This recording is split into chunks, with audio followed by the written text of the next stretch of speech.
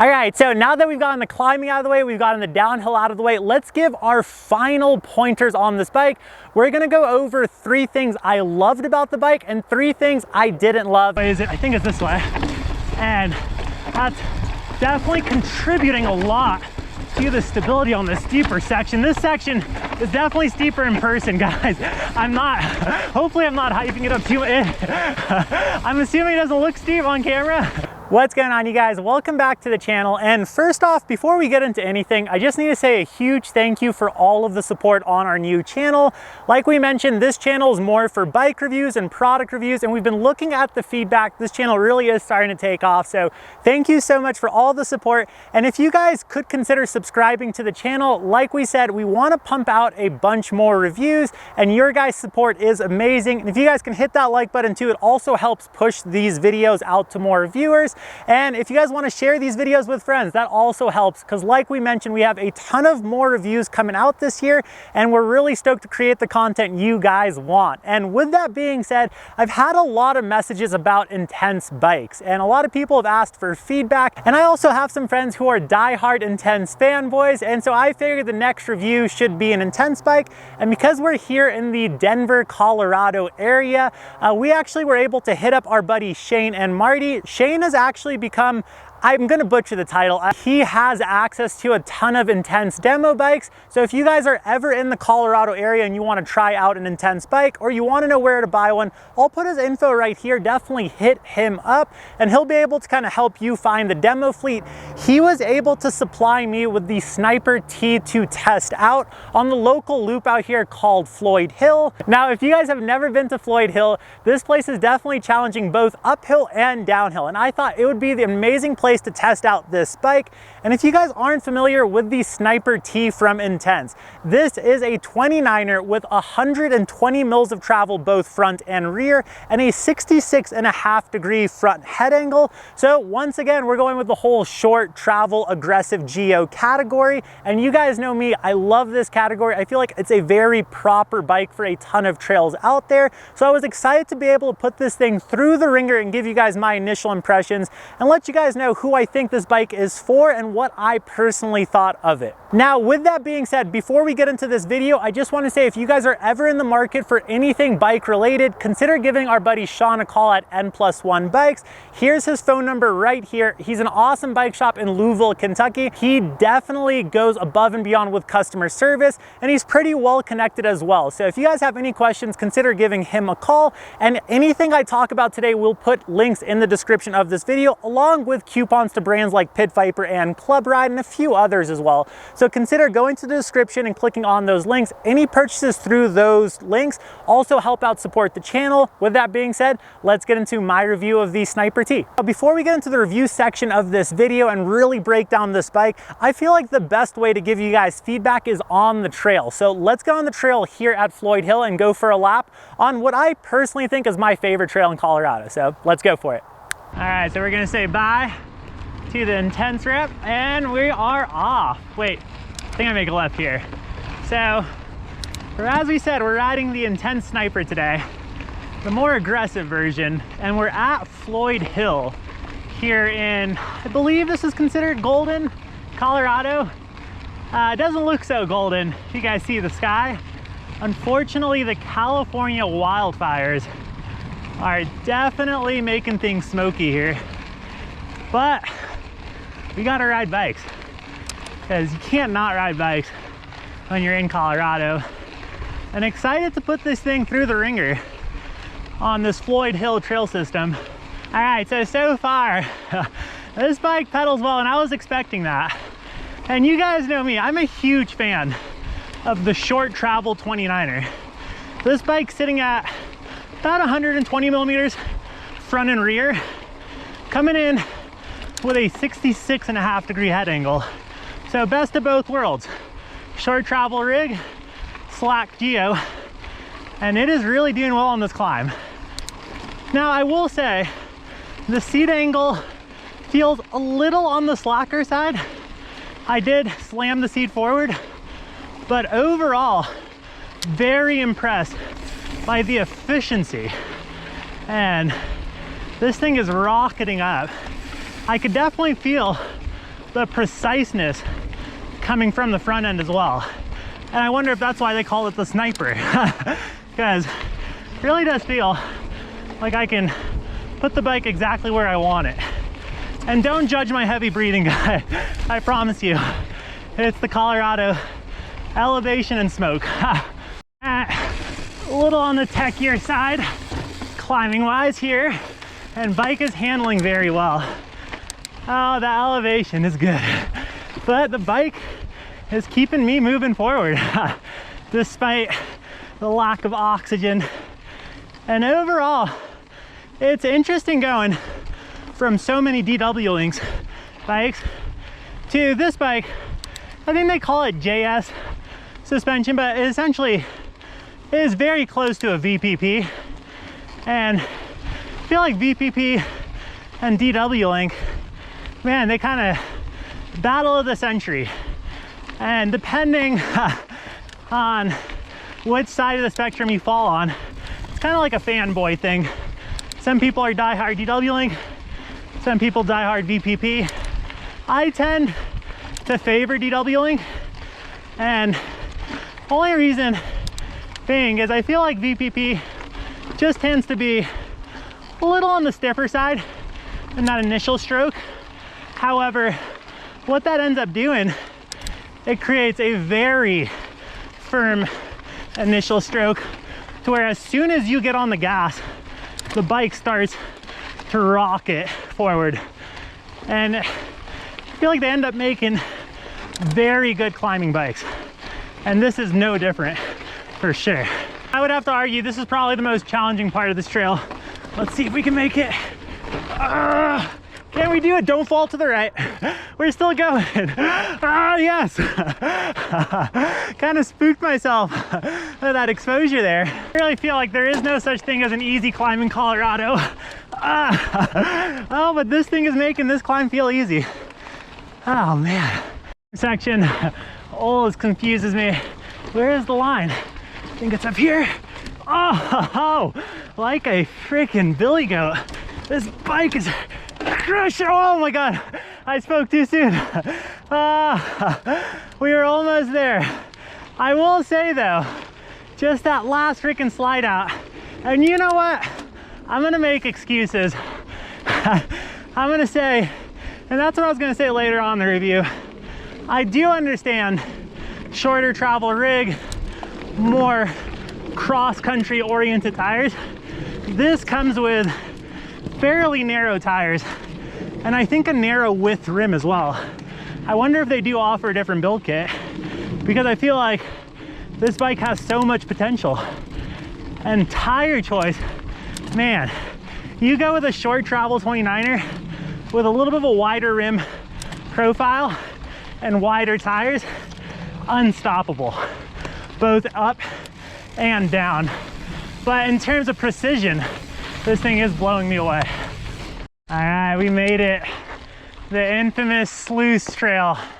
So the cool thing with this trail is downhill only, which is, it's a fun trail, and I'm happy it is downhill only, especially bike only too. Starting things off, if you've ever ridden this trail, you'll know the entrance is almost one of the toughest parts, but we made it. And now we're gonna basically go on this little dragon's back spine. Oh man, woo, nice. Oh, and I think the line up here, yeah. Now there is a ton of alternate lines on this trail. I've ridden this about 3 times now. I'm by no means an expert, but hopefully I can take this thing down in one piece. Shane would probably be a little bummed out if we crashed it, but so far, so good. It is handling things with ease. And I'm really liking that long wheelbase. I feel the stability there, and man, it feels precise. A little on the stiffer side, and like I said, we're looking at 120 mils of travel. I'm gonna try to focus on the trail though, guys. This is one that I definitely need to focus on because it is a burly one, as you guys can see. So far, so good though, and I'm very impressed with how stable at speed this bike feels. Once again, we're talking 120 mil travel bike. This is a nice little jip section, and man, definitely enjoying it. And I'm gonna have to go ahead and say, like I said, if you put some beefier tires on this thing, oh, this thing is so capable. All right, we got a little bit of chunk in here. Oh man. Now we do have a Fox 34 fork up here, and it's getting the job done. I will say though, you guys know I am biased on the DVO spectrum. I will say, now hold on, let me try and not die here. Yes, we made it. I'm very impressed with how far all suspension is coming. And I do feel like people do tend to over beef their bikes by putting the 36s or the Diamonds or the Onyxes. From DVO's lineup, they have a fork called the Sapphire, which is similar to the 34. I really enjoy both the 34 and the Sapphire. So more cross-country style forks, I feel like they're plenty stiff. Oh, should I do this line? So hopefully I don't regret saying I prefer 34 mil style forks after riding this section. Oh, what do we got here? Nice. Oh, thank you, Intense. We're alive to ride another day. Like I said, guys, man, I'm always blown away at what 120 mil travel style bikes can do. We're even taking this little alternate. Oh, we're alive. Oh man. Woo. Please be recording. Are we recording? Yes. So I think this is another alternate line here. Is it? I think so. Now, oh, we're gonna focus a little bit more here because it does get nice and chunky, but the reach on this bike feels pretty long for an XL, like a proper XL. Which way is it? I think it's this way. And that's definitely contributing a lot to the stability on this steeper section. This section is definitely steeper in person, guys. Hopefully I'm not hyping it up too much. I'm assuming it doesn't look steep on camera, but yeah, definitely a lot steeper in person. And I think a lot of the stability is attributed to how Intense set this bike up geo-wise. And like I said, proper XL. Oh man. But with that being said too, I will say I am noticing the rear end of the bike feels a little bit longer as well. So I gotta look on paper, look at what that chainstay is looking like. Oh man. Whew. I think we're gonna see how this bike jumps in a second, or at least how Mo jumps. Nice. Whew. Okay. Now, what do we got here? Oh yes! Oh! Huck to flat. Aye. Oh, that's a huck. Nice. Good job, T9 Pro. Not sure what to call the bike. Oh man. Now there's these little purple plants. I'm sure you guys are seeing it in the GoPro. Now I'm hitting them a little nervously because in Laguna, where we're from, we have artichoke plants, and you basically go numb wherever it hits you. I'm hoping these aren't the same thing. All right, home stretch. Couple of good jumps. Oh yes, handling them with ease. And I'm not the best jumper, you guys. I will be the first to admit it. Although you guys are probably like, oh, you guys will be the first to admit it. Ah, so freaking responsive. Couple of braking bumps in this corner to round her off. And we are back. So let's go ahead and break down this bike. All right, you guys, so hopefully you guys enjoyed that loop here in Floyd Hill. If you're ever in the area, highly recommend tackling this thing on because it is definitely a challenge both uphill and downhill. And you can also add some extra miles. There's a couple of extra loops at the top. It's very smoky out here, so just be kind of considerate if you are coming to the Colorado area. Hopefully the smoke will die down soon, but I definitely was feeling it. But one thing that definitely helped was the bike. So I guess this is where we're gonna break down both the climbing and the descending of the Sniper T. Now for climbing, it comes as no surprise that a bike, it definitely falls in the more cross-country category, was an amazing climber. And I felt that on the trail. This thing definitely was a precise rocket ship on the climb. And I can't help but feel like maybe that's why they called it the Sniper, is for precision. But I definitely found myself being able to put the bike exactly where I wanted, no matter how steep the climb got. And out here in Colorado, especially with these steep grade pitches, it definitely was something that I appreciated on the trail. In terms of pedaling efficiency, I would say this is probably one of the more efficient cross-country full suspension bikes I've definitely pedaled. And I think a lot of that's going to be attributed to the suspension design. Now, I was looking on paper, and I believe they're calling it the JS Tune, or maybe I'm butchering it. I'll put the rail name right here, but it is very similar to a VPP suspension design. And this is something that I definitely noticed kind of across the board with VPP, is that initial stroke definitely feels a little bit more stiff if you're going to compare it to what I feel like is the thing that gets compared to a lot is DW Link. I feel like the initial stroke do feel a little bit stiffer on bikes like this, and that was apparent on the trail. So even when the bike was unlocked, you could feel a very stiff pedaling platform, and you were able to get out of the saddle, really put the power down, and all of that power kind of felt like it was translated to forward momentum. Now, the only trade-off there I will say is the bike didn't feel as active on more techie style pitches and in comparison to a bike like a DW Link suspension design.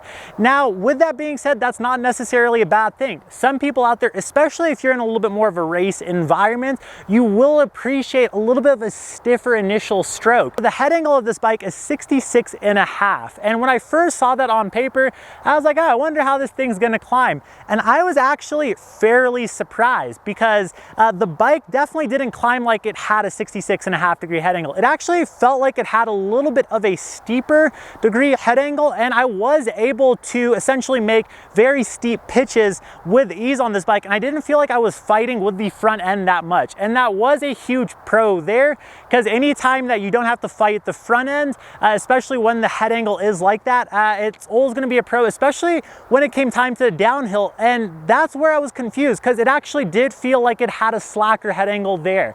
And so yeah, you kind of get the best of both worlds, to where the bike feels nice and stable on the descents, but it still feels nice and precise on the climb. So yeah, fairly impressive there. A little bit of a stiffer initial stroke, so not necessarily the most amount of traction over techier sections, but I definitely feel like you can make up for that a tad with a little bit of a lower air pressure and maybe a little bit of a beefier tire setup than what this thing is running stock. But overall, very impressed with how this thing did uphill. All right, so now let's talk downhill, and I really do feel like it's getting to the point where a lot of companies are knocking it out of the park when it comes to the climbs, but the real test is going to be, can you make these downcountry bikes perform equally well on the descents, to where they are that one bike quiver? And I will say, for this bike having a little bit more of a XC heart, this thing is a blast on the descent, and I'm going to attribute this thing to a few things. So the first thing we're going to talk about is high speed stability. This was probably one of the most composed short travel cross-country 29ers I've ridden when it came time for high speed stability, especially in a straight line. A few things I'm going to attribute that to is the rear end is a little on the longer side in comparison to other bikes in this category. So I believe you're looking at a 17.3 inch chainstay. I'm not sure what the meters for all you European viewers out there. We'll put the geo chart right here. But yeah, overall, you combine that with the 66.5 degree head angle, and you get a very stable at speed, especially in those straight lines bike. And that wasn't very apparent on a trail like this that was so chunky. It just felt like the bike stayed very composed, even though we were only working with 120 mils of travel, both front and rear. And yeah, overall was very impressed with how stable this bike felt. Now, there is only a slight trade-off when it comes time for nimbleness. So when you're really whipping the bike kind of in and out of corners, or just kind of popping off sections, you do feel like the bike is a tad longer than other bikes in this category. However, like I said, it's not necessarily a bad thing. And I really do think this is going to be the different strokes for different folks. There's going to be that rider who, like I said, they want their bike to be a little bit more composed when the going gets rough. And I feel like that's where the Sniper really does shine, the Sniper T. And like I mentioned, this thing was blowing me away when it came time for stability. stability. And yeah, I was very impressed with how well composed this thing felt over chunk. Now, the other thing we're going to talk about when it comes time for downhills is preciseness. And I feel like I have been overusing that word in this video, but I can't help but feel like the Sniper T and the word precise go hand in hand. And that even came true for the descent. So even when the trail got nice and chunky and you really had to pick your line, I felt like I could put the Sniper T exactly where I wanted when I wanted it there. And yeah, I feel like a lot of that's going to be attributed to the Geo is that perfect blend of, they went slacker on the front end, but like I mentioned, you have a little bit of a longer wheelbase, but it's not too slack. And I just feel like it's that sweet spot, that 66.5-degree head angle. And yeah, when the going got rough and I needed to change directions, I felt like I was able to do this, and the bike remained composed with that longer chainstay in the rear. So it helped add to the stability when I was basically not sure what line I wanted to take, and I was able to kind of almost change my line choice on a dime. And the other thing that we're going to talk about when it comes to Geo and descending is going to be that reach. So this is an XL, and I'm someone who I tend to ride XL bikes, and I've tested a bunch of different manufacturers XLs, and they really do range in terms of how they feel. And I feel like I use this terminology where I'll say a bike either feels like an XL or a proper XL, and this definitely felt like a proper XL. And I felt like the reach was a little bit longer than I would say average on the market right now, and that was also definitely adding to the stability of this bike on the descents. And I felt like that reach from the front end, it being a little bit longer than other competitors, you definitely got a little bit more sense of composure from that front end. And if you're that rider out there that you feel like bikes tend to run a little bit on the smaller side, or say you feel like you always have to put a longer stem on the size that you feel comfortable on, you're not going to have an issue on this bike. And I feel like it really does suit those riders out there that do appreciate a longer reach. And I also feel like that translates to more stability on the descents. All right, so now that we've gotten the climbing out of the way, we've gotten the downhill out of the way, let's give our final pointers on this bike. We're going to go over 3 things I loved about the bike and 3 things I didn't love. And I feel like this will be a cool part of reviews for this channel. So for the first thing on things that I didn't love, I will say I did feel like the suspension felt a tad on the stiffer side. And once again, that's not necessarily a bad thing. If I had a little bit more time on this bike and I was able to kind of custom it a little bit, I think I personally would have put a little bit of a wider rim profile and a little bit of a wider tire. And what that allows you to do, it allows you to run a little bit lower tire pressure. I feel like that would have given me a little bit more of a kind of plusher feel when it came time over the rocks, but still maintaining that very precise and fast acceleration that the chassis provides.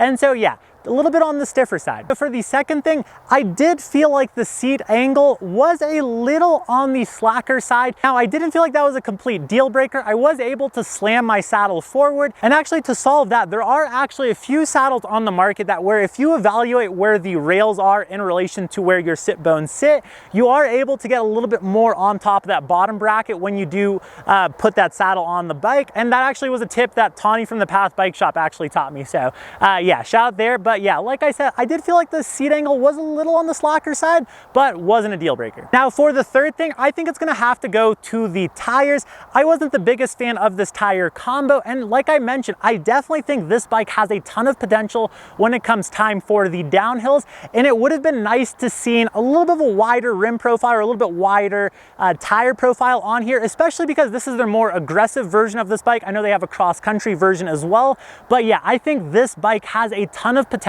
and also the potential to be a one bike quiver. So yeah, that's the third thing. All right, so for the 3 things that I loved about this bike, the first one is this thing is, like I mentioned, probably one of the most efficient short travel 29er cross country, down country, more aggressive country bike on the markets that I've ridden. And yeah, it definitely was apparent on the climbs. I felt like this thing was a rocket uphill. And yeah, overall, very impressed with how well this thing climbed. All right, so for the second thing that I loved about this bike was how composed it felt on the descents. I really never felt like this bike was undergunned when it came time for the sluice. And I was very impressed with how composed it was over the rockier bits. And I could definitely see myself pushing this bike to where I feel like I'm testing to where the limits are and not finding them. So like I mentioned, some more time on this bike, a little bit of a beefier tire setup, and I definitely think this bike is very capable and will be able to kind of tackle more all mountain descents while retaining that cross-country efficiency. Now for the third thing that I loved about this bike is the geo. I am a huge fan of the reach on this bike.